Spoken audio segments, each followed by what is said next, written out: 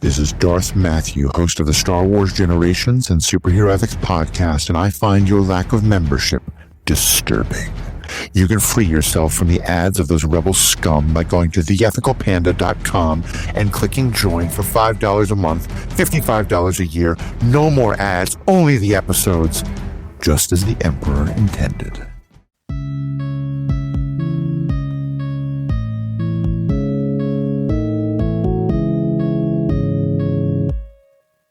Prophecy says that three people shall come together, that the voices of three generations shall be brought together, and together they shall be the chosen ones. That their voices will bring forth throughout the generations, and they shall bring the truth, the wisdom, the wonder that is Star Wars. And where does this take place? It takes place on a planet called Mortis. Friends, my name is Matthew. I am the father, or the parent. I'm joined by the son, the evil one, Alex. I'm joined by the good one, the daughter of purity and light, who's going to stab us all in the back.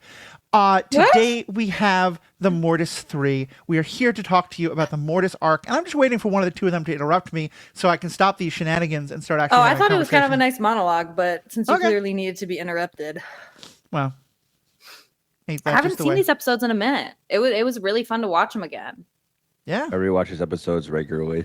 Just these episodes. So let me start. We're going to talk about these episodes. For those who don't remember them, this is... I don't even know how to explain these episodes because they're so fundamental to the plot of a lot of Star Wars, and yet most of the rest of Star Wars completely forgets they exist. But here's the basis of it. Anakin, Obi-Wan, and Ahsoka get called away to go to a strange planet, a strange area that hasn't been heard of, using a Jedi code not used for thousands of years.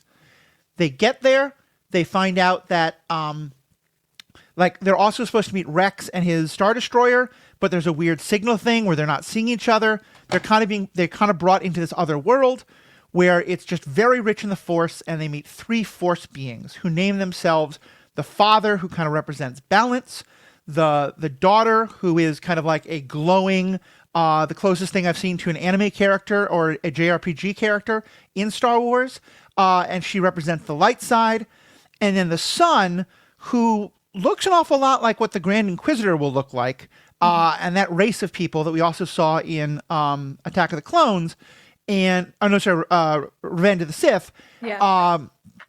Tall, like red streaks on a very bald head, and he sort of represents the dark side, but he's also falling to the dark side over the course of these episodes.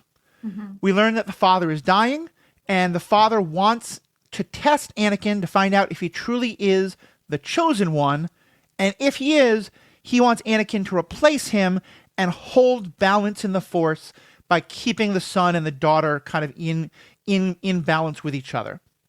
Mm-hmm. Anakin refuses to do this. The son realizes that this guy could be a threat to him, and he kind of goes nuts. Lots of shenanigans happen. The daughter dies, saving the father from the son because the son is goes on a nutty. The son wants to escape and take the dark side to be much worse. Tempts Anakin, shows Anakin his future and what he will be. Anakin doesn't want that and wants to stop the son. And by the end of it, the father and the son have both died. All three of these Force beings are dead, and Anakin's memory of his time as that he's going to become Darth Vader has been taken away from him so that he can just face his destiny without knowing what it's going to be. And we have confirmed that he is the chosen one. I didn't feel like that made much sense as I talked about it, but I think that's kind of a good summary. Does that make sense? I'd say that's a good summary. Yeah, the only thing I would alter is I don't think the son sees Anakin as a threat as so much as his ticket off the planet, or off whatever you would call Mortis. Yeah, that's fair. I think he originally just in the son realizes that if the father dies, then he can have more control and power. Sure, yeah. And if Anakin takes the father's place, then he'll be a threat. Sure. Yeah. But yeah, he tries to do the same. Anakin, you and I can rule the galaxy together. We'll overthrow the Empire. The Emperor will bring peace and balance and all that. Yeah. I mean, okay. So these episodes are to me, unique and unlike anything else in Star Wars. Like Matthew said, it like sets up a lot of stuff that will come in the future.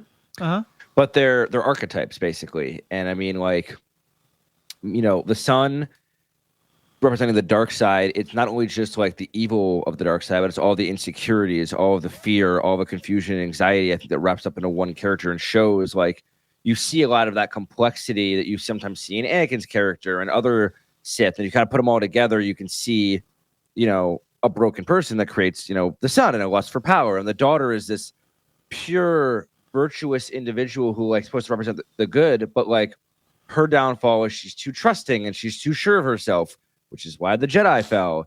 And the father, being quote unquote, you know, kind of like the balance in the middle of all this, is also way too passive, similar to the Jedi. And I think, you know, represents this idea of like, you know, if you're really trying to strike this perfect balance and through passivity, then it's all going to come apart. Like you have to, like, you can't just hope and wait that something's going to happen. You have to like be more proactive. And the proactive plan of let me kidnap a Jedi and make him take my place was not the best plan the father could have thought of. No, it was not. So let me back up a bit. Sorry. No. That's exactly what I wanted. And now I just want to kind of frame this in a larger discussion because I admit I come into this episode with a lot of questions. What is your understanding of the Chosen One prophecy? Before or after this episode? Just in general. What do you understand that it means? I mean, the prophecy states that the Chosen One, supposedly Anakin, will bring balance to the Force. And it's not really clear how that's supposed to happen, but as far as the Jedi are concerned, it means destroy the Sith. Right. I don't know if that's really what that really means. I don't know how the scale being 100% light and 0% dark equals balance, but it doesn't. That's probably why that's not where the prophecy led us. You're correct. The way I always saw the prophecy, because there was never a time in my life that I didn't know Anakin was Darth Vader and that I didn't know he turned back to the light. Like, I just saw all of it when I was so young. So to me, it's like, people are always like, oh, like, the prophecy is supposed to bring balance to the Force. I'm sat here like, okay, so he killed the Emperor and then, like, he died and then there's only, like, one Jedi left. Technically, that's more balance to the Force. Right. We're kind of back to neutral, except then, of course, in later media, it's not neutral and there's many other survivors and this and that and blah, blah, blah. Yeah. But as a kid, I was always like, I mean, technically, he kind of balanced it. Mm-hmm. Because he took out the big players.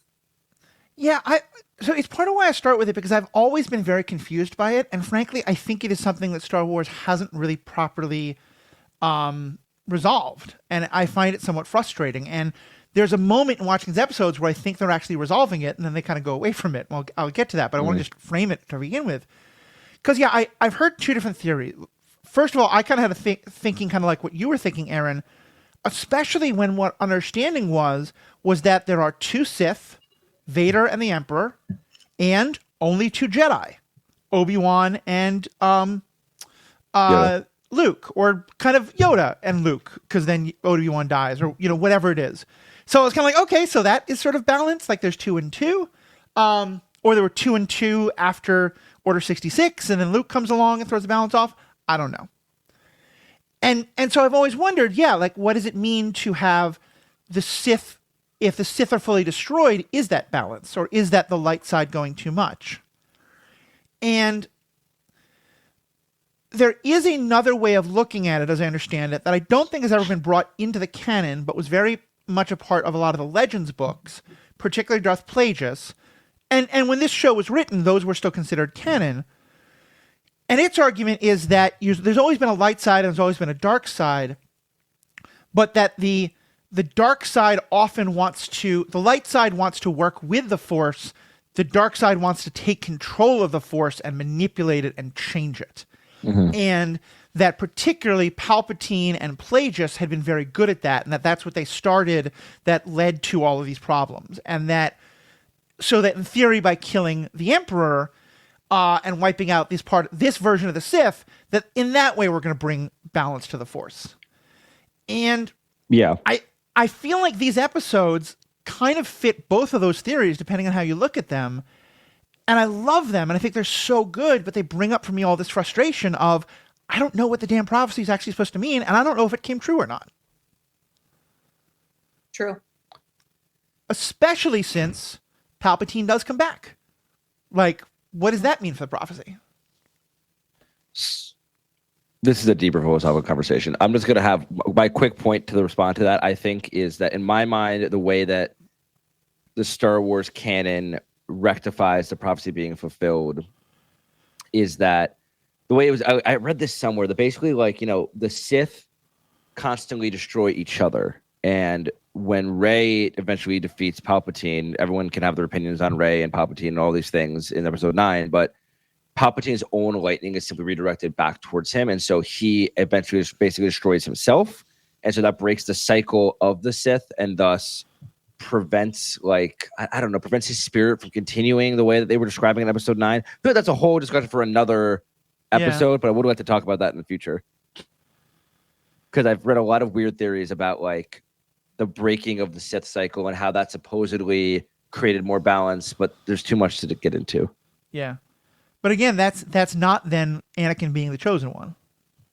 No, I mean, I think for the sake of these 3 episodes, we kind of have to buy into the premise of Anakin is the chosen one in regards to, like, you know, he will bring balance by, like you said, like defeating Palpatine.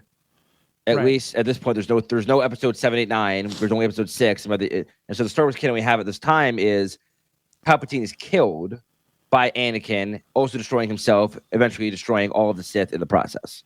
So based on the knowledge we had at the time, he fits the narrative of the chosen one. I think I agree with that. Yeah. Like, I think it's changed since more content has come out. We can discuss that for sure. But I think when the episodes came out, the intent was Anakin does eventually bring balance to the Force by eliminating the Sith, and then Luke remains as sort of this, you know, Jedi, but not the Jedi of old, truly just a Jedi of his own making, who kind of can, like, forge this new path of balance. Because, kind of like, know, a gray Jedi almost. Yeah. See, and that's where I find these episodes so interesting, because a lot of these episodes, I don't watch them every year, and I feel like every time because of that I've forgotten them, and I start to get hopeful that I think I know what they're doing, and then they don't do it. Because particularly if you just watch the first 2 episodes, where I really thought they were going was to say, actually, when he is the chosen one, what that means is he is chosen to come to this place and take the Father's place and hold the balance between those two. He doesn't, and the prophecy is now broken. And now everything else that happens, the prophecy is over. We're in something else. And I love that interpretation. That's very interesting. I feel like that would make much more sense, especially because I agree with you that everything that we've learned, and it is from Jedi, is this idea of balance will happen when there is no more Sith. Mm-hmm. But in these episodes, the son is clearly much more the antagonist, but the daughter's not great either. Like, the daughter's just as willing to kill the friends to help make sure Anakin does the thing he's supposed to do. And at one point they talk about how the daughter, the son is pure selfishness, and the daughter is pure selflessness. Mm-hmm. And that's also not the best sometimes. Like, that can be very self-destructive and very harmful, as people from Minnesota especially should be very well aware of. And the genderizing of it is particularly interesting in that regard as well. So they kind of talk about how when one side of the two becomes too powerful, that's bad for the whole universe. So yeah, I'm struck by, it feels like the writers are going in 2 different directions. Of, on the one hand, they want these episodes are kind of proposing a different kind of a balance, of the true balance between light side and dark. But then actually the dark side is defeated because the son wasn't really on the dark side. He's going towards the dark side. And I just get confused. I have 2 thoughts on what you just said, Matthew. The first one, I think, is something we have not considered yet in this all of its interpretation is, what if Anakin did fulfill the prophecy? He did bring balance, but the balance was just short-lived. Like, who's to say that, like, you know, Rey has brought quote-unquote balance, but there could be other Sith lurking in the galaxy that could break that balance again. And, like, I think that, like, there's this constant cycle of imbalance that occurs. 'Cause I think balance is an impossible goal, but the Jedi have like sought after. Right. But perhaps for a moment, Anakin did bring balance, even if it was only 20 years or short-lived, whatever it might have been. I don't know if that's really a strong interpretation or not. But something else we didn't really consider is the fact that like these three beings die. Sure, they do, but like we see their power, rekindled in Rebels with the use of the portal to enter the world between worlds. We see statues at the end of the Ahsoka season 1 that like lends us to believe that like we might get reintroduced to these characters in some way. So like I think there's more to learn about them than we even have right now. Mm-hmm. Like our interpretation right now could be completely changed after Ahsoka season 2 comes out, wherever Balin's skull ends up going, following the father's statue's pointing finger. Yeah. I just like that this is expanded so much. We haven't even actually talked about what happens in the episodes yet. Yeah, I mean, my favorite parts of the episodes are just everything having to do with Ahsoka and the daughter. Yeah. Which If I had all the money in the world, Bruh, I would cosplay the daughter. I would wear her all the time. I was trying to think about how you'd get that glowing effect, because if you I could, don't you'd be know. that long green wig. She glows. That, like, she's got this beautiful green hair that just floats. This cape that just floats behind her, and the most badass deep cut neckline. Like, oh my god! And it's crazy because she's sexy, but not too much for a kid's show. But also she's so powerful. Like, there's something about her outfit that kind of feels like armor. Also. Yeah, I mean, and I've always just like, oh, go ahead. I was gonna say, yeah, I mean, it has that deep cut, but you're not like seeing like it's showing a lot while not feeling revealing in any kind of objectification-y way. Yeah, there's not like cleavage going on, but it's like we all understand where a woman's boobs are. Right. Yeah, but you're not seeing lots of side boob and weird shots and stuff like that. Yeah, no, unlike me. You could have the little, what is her bird's name again? Morai. Morai, yeah, you could have Morai be like a little lantern on your shoulder, and that could emit some light.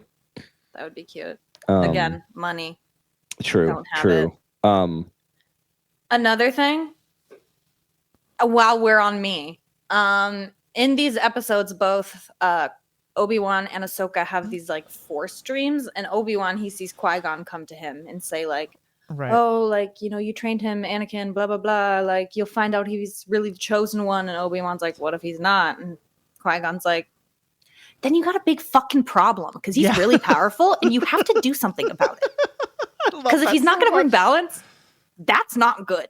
Just to clarify for our listeners, there's a moment where they're in a cave and Obi-Wan and Ahsoka both have Force visions, but it's not clear whether it's in their head or Obi-Wan's actually talking to Qui-Gon. Yeah. I thought I had said that, but yeah, they're Force visions. No, it's okay. I just don't know. Like, do you think that he was talking to Qui-Gon for real, or do you think it was like in his head? Because I think that like makes a difference in this interpretation. It makes a big difference. I do think that was Qui-Gon, because they say at the start of the episode how this planet is steeped in the Force and everything is just like this planet is basically the word we don't know yet, but we'll know from the Acolyte. It's a vergence in the Force. Like, it is this place that is just steeped in power, and if you draw on it, you can do whatever the fuck you want, really. Right. And so I think it's very believable that Qui-Gon figured out how to communicate with Obi-Wan on this planet where he has so much more strength through the Force, and then it took him another 20 years to figure it out on the deserts of Tatooine. That's completely reasonable to me. Mm-hmm. The other Forced vision that we see, or Force vision, is, you know what? Fuck off. Ahsoka sees herself in the future as a Jedi Knight. And when I saw this, y'all, I'm sorry, Rebels is cool. That's the true adult Ahsoka. I don't care. Erin wants the giant Liku. Because it's what makes sense for the species. It's how the species works. It does. Shorter. Would it be practical for all the movement? No, I don't care. Would it be practical? But it's what it looks like. It's what Shakti looks like. And how often do we see Shakti fight? Kind of a lot in the Clone Wars, actually. Guys, don't make me turn this podcast around. You know what? Erin, I'm on your side here. I'm on your side. I just think we can wrap this up. But I do agree. I would cosplay that too. Just saying. Yeah, no, I think you could do it. I want to see you with Leku down to the ground. I will help crowdsource, crowdfund you getting Leku down to the ground. I'm all for it.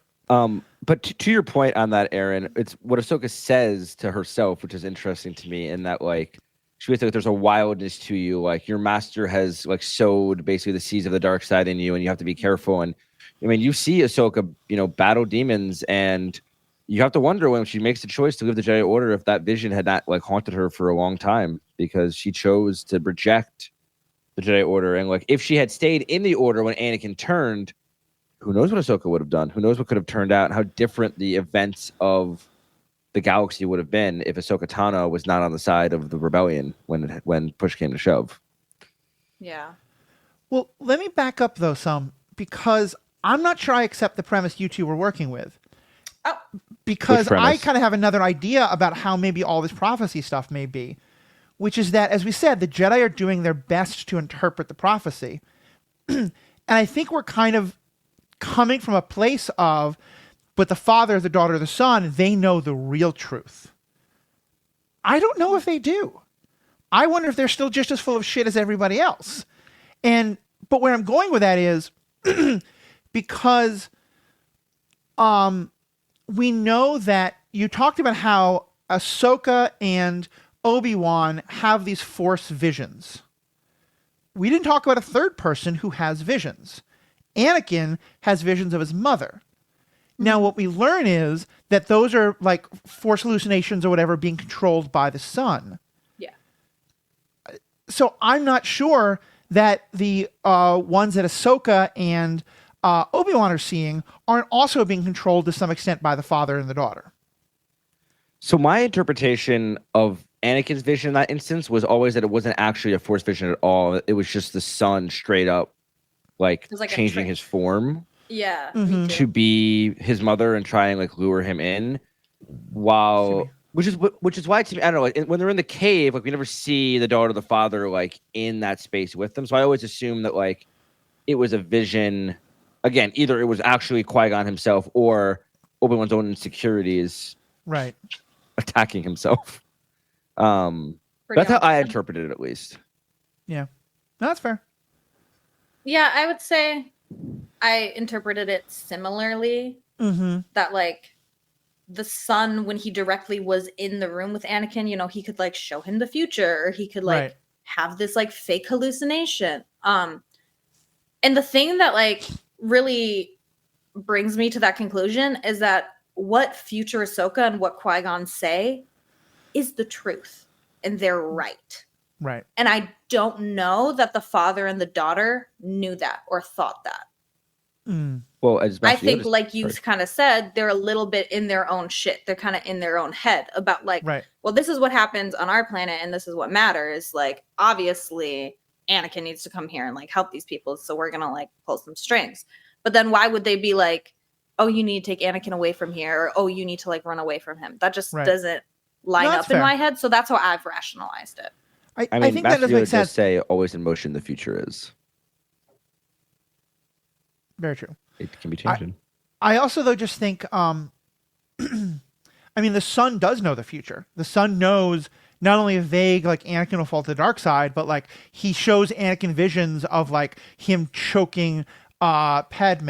And in the wrong dress, mind you. In the wrong dress. The Death Star blows up killing Shakti, killing the younglings. But the Death Star laser is the wrong color. Like, yeah, so it's all like somewhat of the visions. But I noticed these things. But yeah, so the Son does know a lot of that stuff. But no, I think you're probably right. I think they probably are Force visions, and I think it is probably Qui-Gon. I think Qui-Gon is for sure. There's a chance that Ahsoka's Force vision could have been the Son or something like that. Someone trying to drive her away from Anakin. I'll give you a little leeway on that. Yeah. Well sorry, Matthew, go ahead. Go ahead. You go ahead. Oh, all I was going to say was just in this paradigm, we have to remember, y'all, that like this entire trio of episodes starts with Obi-Wan, Anakin, and Ahsoka coming upon this like, diamond in the middle of space. They can't find Rex. And then it ends with them all waking up from a sleep next to Rex's ship, and this diamond is gone. So there's always the paradigm of like, was this whole entire fucking thing a Force vision? Like, how much of this was actually happening? Like, it's just, I think the whole point of the Mortis arc is that like you're supposed to question everything you see and everything that happens on the planet in the episodes. Like, there's enough evidence to prove that like in future content that like Mortis exists to some degree, but like how much is happening in their head, how much is an actual Force vision, how much is Qui-Gon reaching across, how much is the sun manipulating, it's kind of up to the individual to interpret. Yeah, I feel like one thing that I had forgotten until I rewatched them today, I thought the entire experience was wiped from all of their minds. I forgot that it was just the future wiped from Anakin's. See, and that's the weird part, because to me, like, I was just thinking about that same thing, because they only say they wipe it from his memory. But then the fact that he never talks about it with Obi-Wan and Ahsoka, it never comes up again, feels very weird to me. Feels very like, why are they not studying more? What in the world happened that it felt like this was only a half second, but it also felt like multiple days to them? Yeah. Like, in some ways, I kind of wish they had said that all three of them don't remember any of it. Because if nothing else, Obi-Wan doesn't suddenly get a lot more careful about Anakin the way Qui-Gon told him to. There's no follow-through.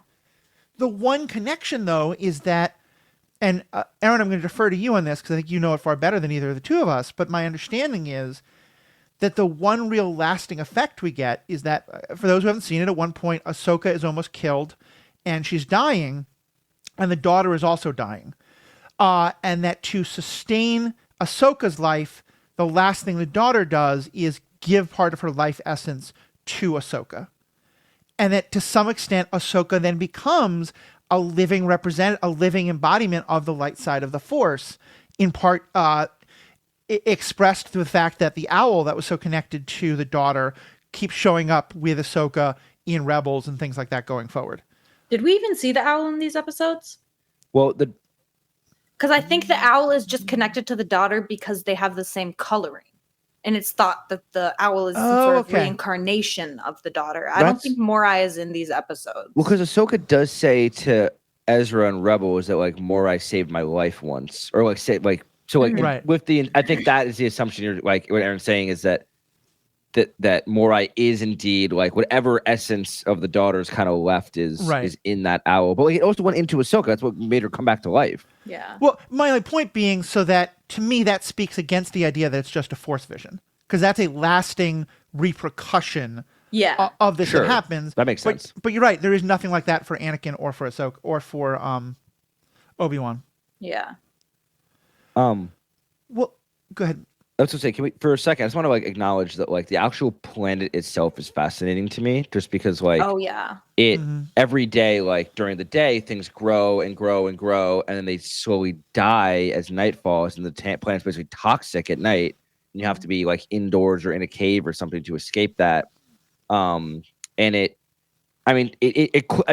as far as I've always interpreted it, it is quite literally like one of the biggest versions of the Force that exists in the entire galaxy, up there with like that Force priestess planet that Yoda went to at the end of Clone Wars, like just a true versions of like all power. The fact the freaking planet itself lives and dies, and then I guess fades away when all of the when the three Mortis gods die at the end. Right. Does anyone remember what's the name of the planet in Acolyte? No. I can Google it while you talk. I know it's not Mortis. Well, yeah, I know that. Because I would have noticed that. Well, did you? A fun fact is that they at the original script for Episode 9 was going to end with Rey and Kylo having a battle on Mortis, but they scrapped it. I'm kind of glad they did, because they'd have to fill in a lot of blanks. No, it was really interesting. I read the script. It made sense, I swear. But would it make sense to someone who hadn't seen the Clone Wars? Probably not. Okay. Yeah. Probably why let's they go didn't do that. Let's go a little deeper on Ahsoka, though, because we get the awesome vision of Ahsoka as a Jedi Knight, which I loved. Leku everywhere. We get her having this important moment with the daughter, but there's also a period of time where Ahsoka falls under the influence of the sun. And I think, as often happens, there's a level of her being possessed, like it is not her, but it is like she speaks resentments towards Anakin that I think are really there. They're just being greatly exaggerated and blown up, the way often happens with this kind of possession. What was your take on that? Especially like to me, there's like some real truth in the way she pushes back, and it's like, I hate when you call me Snips, and I'm now going to teach you. Erin, especially for you as a big Ahsoka fan, what was that like seeing that?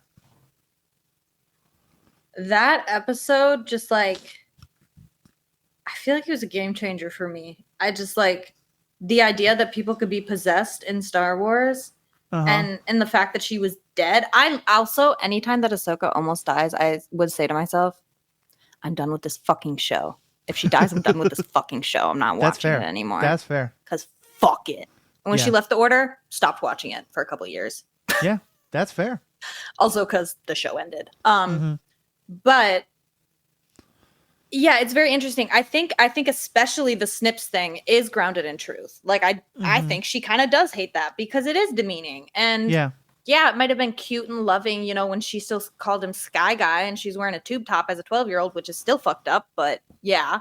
But now this is shortly after we've been shown the physical change of her from like an adolescent to more of a teenager, young adult. And that's like something a lot of people always ask me if I'm ever going to cosplay like the Mortis Ahsoka, like the one that gets possessed. Right. And I think no, and not because the makeup is too hard or anything like that. Like I've done a Sith Ahsoka before. I just don't look like a teenager. Like I don't have the body proportions of a teenager. So there's no reason. I just think I would look odd as that version of Ahsoka. But it always stuck in my mind. And they, looking back on it, they give her a very femme fatale, almost sexualized image, which is a little weird, but I also like eat it up because I just love Ahsoka. And like she does, like the head tilts and like stuff like that, and just like high class demonic possession. There's like one shot of her from the back where you don't see much, but you see like whatever her leg guard thing she has is thigh high, and there's like a little bit of her in between that and like whatever like kind of shorts she's wearing, and I was like, that's an interesting detail to throw in there. Yeah. I always thought that was kind of odd. But I liked that Anakin didn't give up on her, obviously, because she's my favorite character. But in hindsight, that's probably exactly why he does fall to the dark side, because he doesn't give up on people when physically there's nothing you can do, like stop someone from dying. Anakin. Well, and to me, it really speaks to, I don't mean to keep ragging on Anakin, but continuing the conversation we had last time about that he doesn't give up on people, but he still wants to hold on to his idea of people, because they specifically say they're making Anakin forget about his visions of the future, not his understanding of what happened. And she says, I hate when you call me Snips.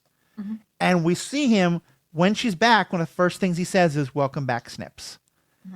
And at first I was like, that's silly. And then I realized, no, actually that's brilliant writing, because again, it's showing like he loves her. He cares for her. In his mind, she is little Snips, the 12-year-old in the tube top. And he's not going to let go of her, but he's also not going to let go of that image of her. He's not going to allow her to grow out of that. And that just felt very telling about him. Yeah, I think that's a very true interpretation. I also think it was funny that Anakin like wanted to protect Ahsoka, but like Ahsoka knew how to push his buttons during the fight. Oh, she got him so like, good. She was like, basically like you could see when he got mad. She was like challenging him and being like, clearly I'm better than you, bro. And he was like, get ahead of yourself there, Snips, aren't you? And then he gets really serious. Yeah. But it's still, she was holding her own with Obi-Wan and Anakin. Oh yeah, I mean Ahsoka's fucking badass. Watching her fight, she's both not a of good them. swordsman. I think that like her being possessed in the way that like it's portrayed kind of validates some of what I was saying earlier about like the sun being this embodiment of the dark side. I mean, I think a lot of times, I know, I'm not saying that like either of you or us talk about it this way, but I think that the dark side is sometimes misinterpreted as just evil, pure evil. And sure, like Palpatine is low-key pure evil, but like the dark side in general is very muddled. It's very like you see Anakin and Kylo and even Dooku and Maul in a way, like they are corrupted because of insecurities, because of fear, because of resentment, different, small emotions that sit in the back of a person's mind that are then stoked by the right individual and leads to hateful acts. And I mean, I think that's what makes it so the dark side and the original idea of the concept of the dark side so relatable, because like all people have, there's no one in this world that doesn't have like some level of resentment or frustration or anger or some kind of negative feelings that they harbor.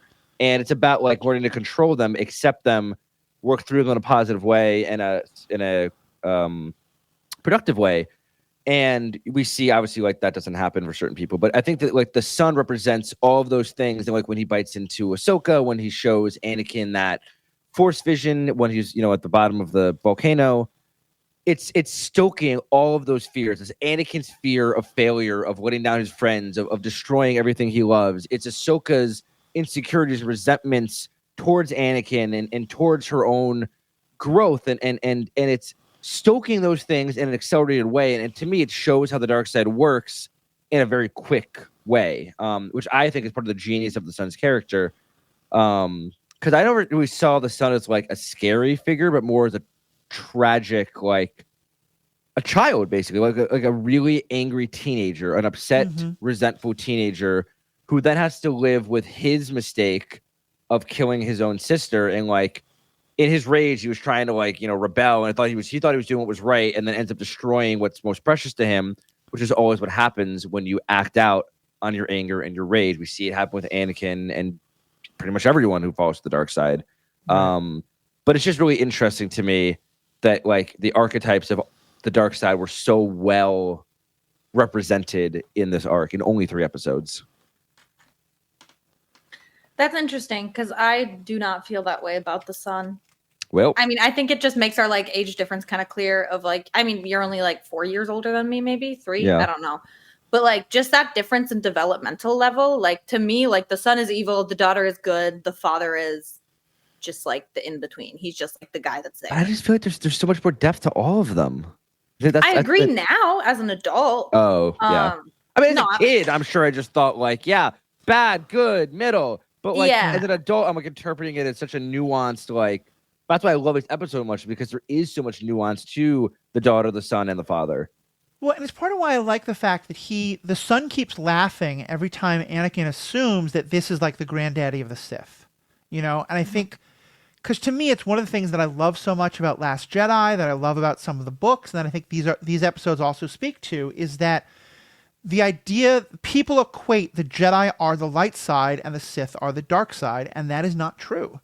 As you said, every member of the Sith had some like probably good in them at some point and got consumed by anger and rage and resentment and all that.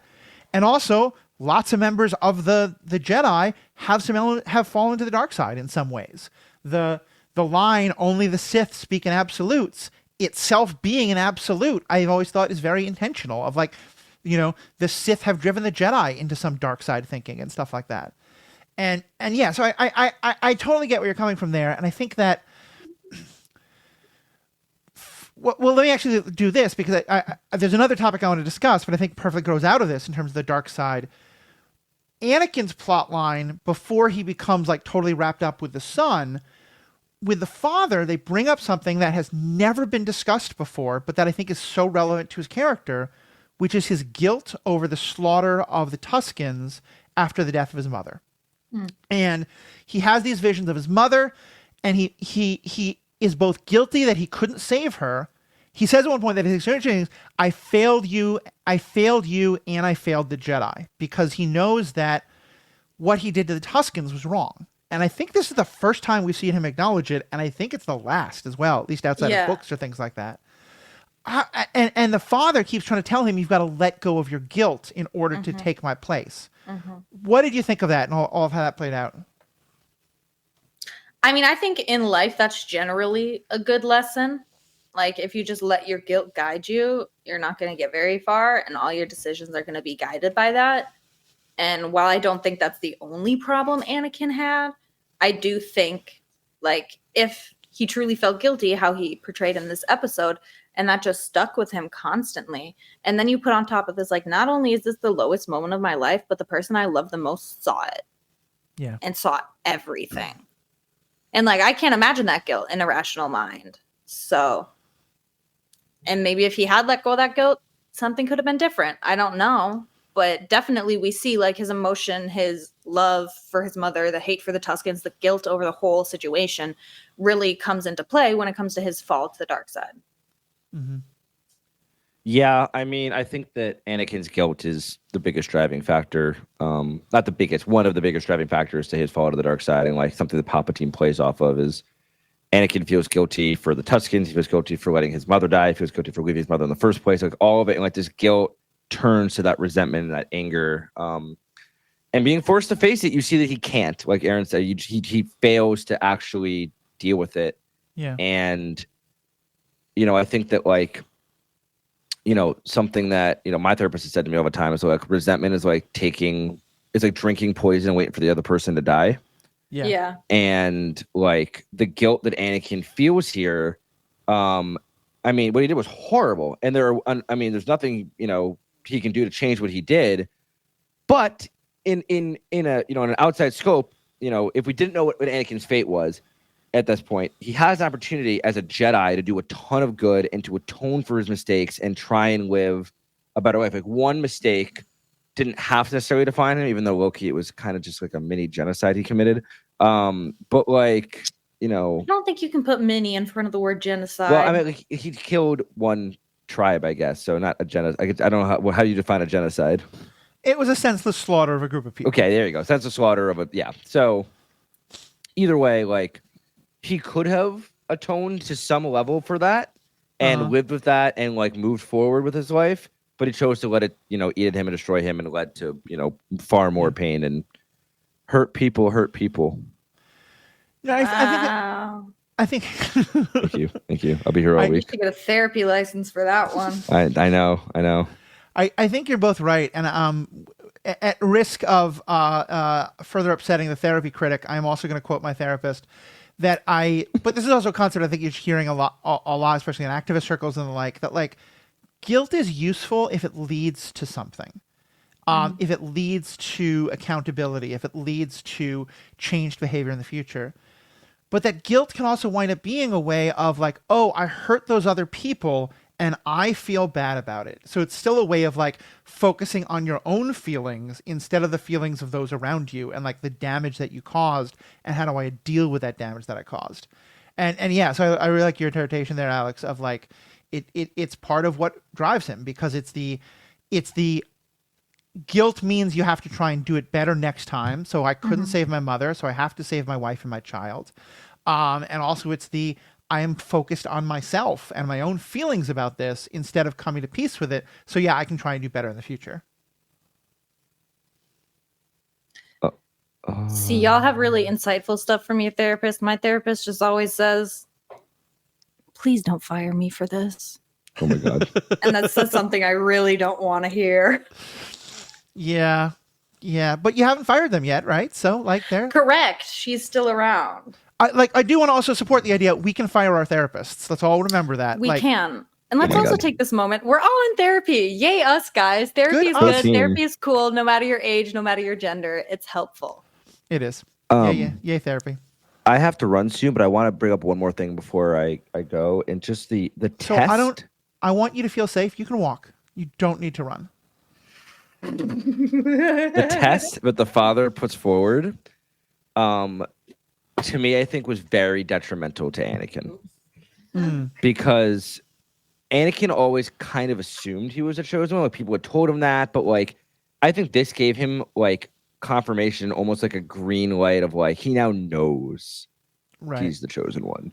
Like he was able to tame and use his power to tame the father, or the son, and the daughter. And like it also shows that like he would do anything to save the people he loves. But beyond that, he saves Obi-Wan and Ahsoka and does not stop. You see him after he gets them released. He doesn't stop. He pulls them both in, makes them collapse to their knees in submission to him, which again I think shows Anakin's like inability to like the quote unquote battle has been won. He's proven his point. He saved his friends. There's no need to like further embarrass and make these people submit to your will. But he just always takes it too far. Yeah, it's an act of dominance instead of an act of protection. Yes. In that moment. And need to dominate. And now he knows. I mean, like, think about it. If you're Anakin with all his issues, would it not go to your head that you just made two omnipotent gods bow to your will? Wasn't good for his psyche. I mean, yeah, that'd go to my head probably. Mm-hmm. I would agree with that. Yeah, these are fun episodes. They leave a lot of questions, though. I'm both so enjoying the episodes and I'm so frustrated by them. But I do think I like that. I like that it's open ended. I like that it leaves a lot of these conversations. I wish that more of Star Wars had picked up on these things, and I am really excited that the next season of Ahsoka might do so. Yeah. Which Hopefully. is not. When is that coming out? Is that coming out later this year or early next year? I'm assuming next year, but I truly don't know. So. I think it's next year. Okay. I know we're getting a couple of like small things this year. The Lego We're Star getting Wars Visions season 3. We're getting Visions, and we're getting the next Lego Star Wars project. I gotta love that. Which Ashley Eckstein is coming back to do the voice of Ahsoka for. All it says is Ahsoka season 2 will come out around 2026. Whatever the fuck that means. I mean, they often drop things in late December that then cross over into next year. I mean, I would guess because we're getting the Mando movie in spring of next year, we might not get Ahsoka until fall of next year. Yeah, maybe. That makes sense. If we still have a country. Well. Okay, now. Come over to my Superhero Ethics podcast if you want to talk about that. Star Wars, as we know, is totally separate from the real world and real world issues, so we don't have to worry about that. Totally separate. I'm kidding, of course. But yes, Mortis is it's probably my favorite arc in all of the Clone Wars, outside of like the very, very final arc. Yep. It is just, I love Star Wars when it gets weird like this and mystical and talks about weird parts of the Force. Like that's what my favorite part about Rebels is. My favorite part of a lot of Star Wars is. That's why I liked Episode 9 as much as I do. And Mortis started that obsession for me as a young lad. So I am always happy to chat about this. And if listeners have more thoughts or questions, please reach out because I will yap about this until I croak. Nice. Erin, what about true. You? What's your final thoughts on this? Just some crazy episodes. I feel like it's just something that's dropped in there and then never addressed, which is kind of wild. Yeah. It just leaves me pretty confused in the long run. But I do really love the content. I love the character beasts we get. And of course, like the father, the daughter, and the son, like they're just such incredible. It's such an incredible concept. Like these overlords, I think they kind of called them. That's the name of the first episode is Overlords. Yeah, so love these episodes. I also love some of the banter we get with Anakin and Obi-Wan. Mm-hmm. The one where Anakin is flying a ship directly at a really, really big glowing tower. And Obi-Wan goes, holy shit, you're going to crash us, and takes control of the ship. And then the ship crashes. And Obi-Wan's like, I thought you didn't see it. And Anakin's like, it's a giant tower. Of course I saw it. Yeah. And I love it when they fight. It's great. They banter. You want them to just kiss, but you know, they're never going to do that. So we got to just hope they'll kiss in our minds. Yeah, I think I'm with you. I like these episodes. I love mystery. I don't want answers to things. I'm not a fundamentalist. I think mystery needs to be a part of things like the Force. And so, while on the one hand, I'm frustrated that we don't know more about the prophecy, I also kind of like the idea that a lot of it's left in mystery. And I think if these episodes gave us more firm mysteries, I would be more frustrated. And I think I like that it leaves a lot of things open-ended. But it leaves them open-ended, and so it's fun to talk about them and get into it. One last super quick thing. I also want to say that I do love the fact that Mortis is now entered Rebels, is entering Ahsoka, and the fact that clearly Obi-Wan, Ahsoka, and Anakin are not the only ones that have seen these gods or know about them, because there is a painting in an ancient temple, there is a carved statue on an ancient planet. So Mortis has more to do in the galaxy, and I hope they explore it, but not to the point where I get too many answers, like Matthew said. I want it to still remain mysterious and ethereal, but like letting us know that like it exists in the larger world and the galaxy is cool. Yep. So that's what's most important.